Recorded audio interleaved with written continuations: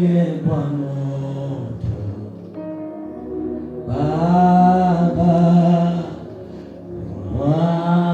mwaminifu, haya usikiaye maombi, bali newa ujibuye kwa moto Baba mwaminifu. Naleta sadaka za sifa kwako Bwana, heshima na mamlaka zipokee. Mtakatifu, mtakatifu, nakuita mtakatifu, oh Yesu, wewe mtakatifu. Na opukwa mwakiwane bali ndebe hapo ya na ndasongeana mwaki ndio wasema sema hivi kwa Mungu mmoja ukafanya nini haiwezi kukusaidia. That person cannot help you. They don't answer prayer, or even they don't answer in fire.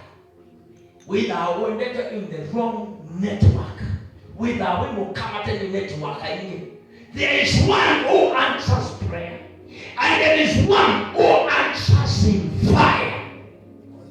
Asogea na mwaki, haleluya. Na nini kaikuwa beba shavyo kabisa. Biblia inasia kunusu kitendo cha mbali kiaka na mwaki.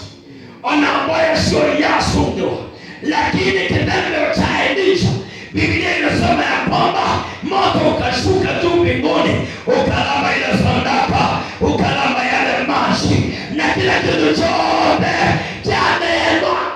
Wewe Mungu bakumi na kukunena. Uli wanga hivi tu kuna asimu. Wewe si kuna na tundu mwa kutanyuka. Kuna na wale. Kutanyuka nini ya. Kuna na nini?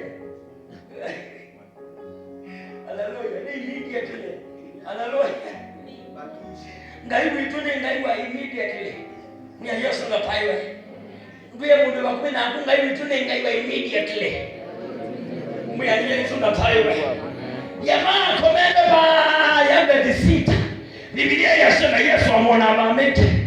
And the Bible says that immediately Yesu ameanza kumwako na hivyo hivi. And the Bible says that immediately he stood up and he did what? Ngai wetu ni wa immediately. Hallelujah. Amen. Na ndio Nina netu wakazia sia satani. Ine na mina selizu sio ba. Kila mwana amenina. Ni mwampatia. Ola ba mo ni simu. Ukamuboa ende libalance. Simu ile ngokupeki ya Mungu. Udhi yani wewe msale niki. Kisa simu. Nje mageo kwa mama kanyunga mweso baweza. Mungu wa simu akomie sana.